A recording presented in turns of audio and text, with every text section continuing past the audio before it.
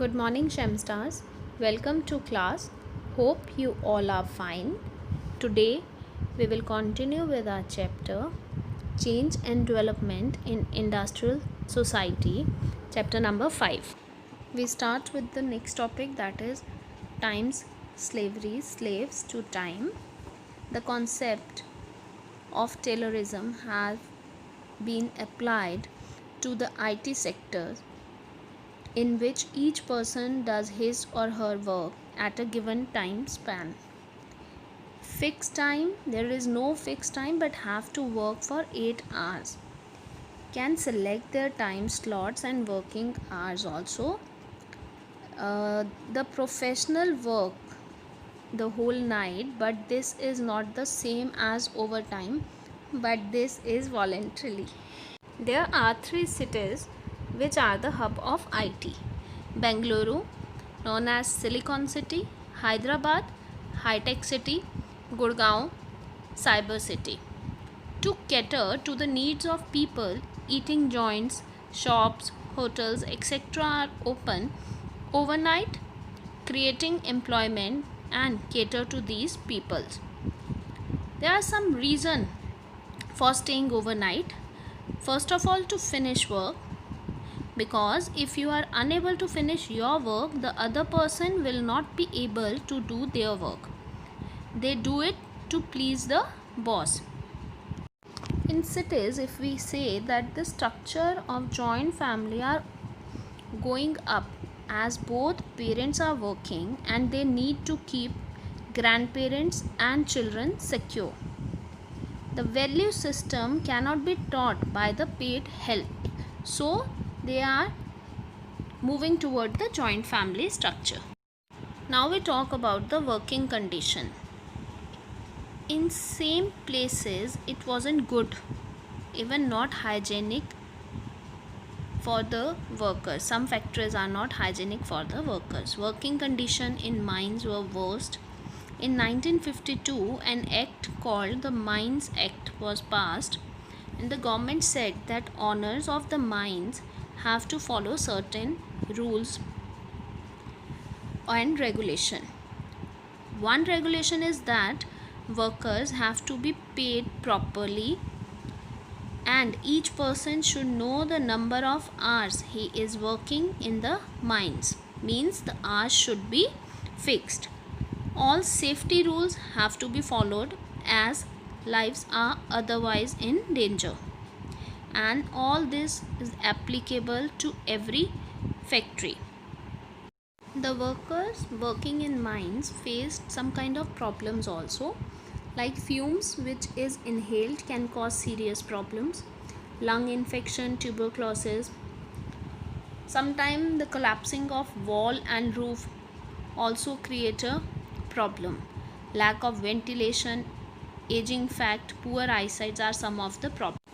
Next we move further to house-based industries. There are many house-based industries in India. It is not as rosy as it looks. Most of them are in unorganized sectors like carpet, border, zari, matchboxes, bags, beads are some of the examples. And all this work is mainly done by women and children.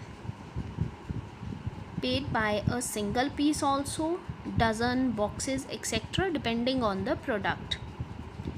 Here we go through with an example of bead industry. Tendu leaves. These are the leaves which used in beedi, which is used to make beedi. Tendu leaves are collected and are soaked, and the women and children make the beads and sell it back to the contractor. The leaves are collected by the workers of private owners and government officials and are handed to the forest officials, who auction the leaf to private owners. These private owners employ contractors who go to the village and hand over the tendu leaves to women and children. Contractors collect the beedi and the women and children are paid accordingly. These bundles go back to factories. In factories, a signature label and scent is added.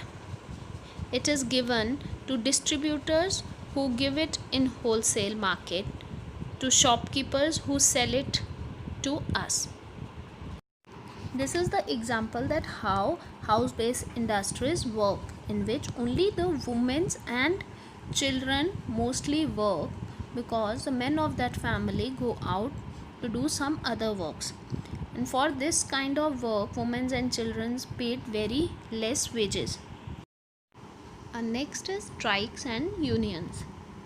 Strike is a situation where workers restrain from work because they want better wages. It is a very risky proposition for the workers, as the employer may not take them back after the strike. On the other hand, lockout is when the management close down these factories or industries for some time.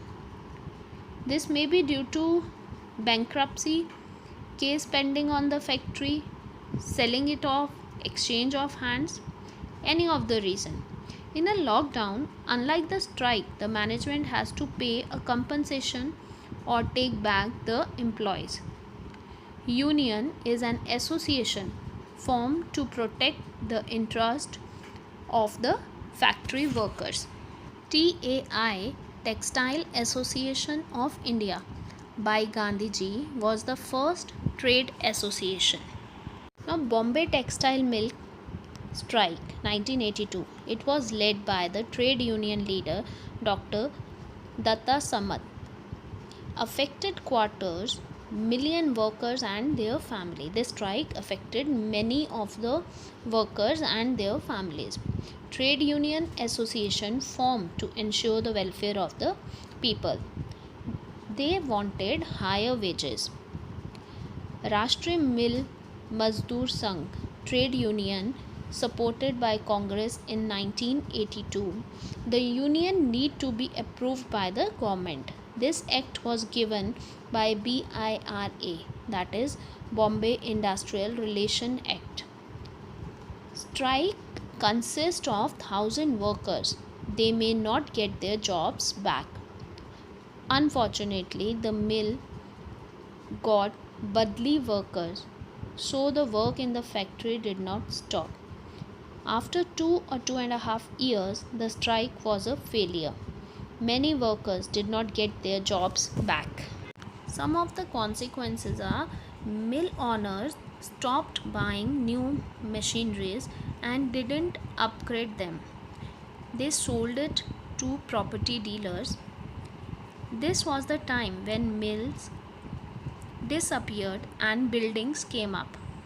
The whole scenario in Bombay changed during this period. Thank you, Shemstars. That's all for today. You can drop your queries on the Google Classroom. Take care.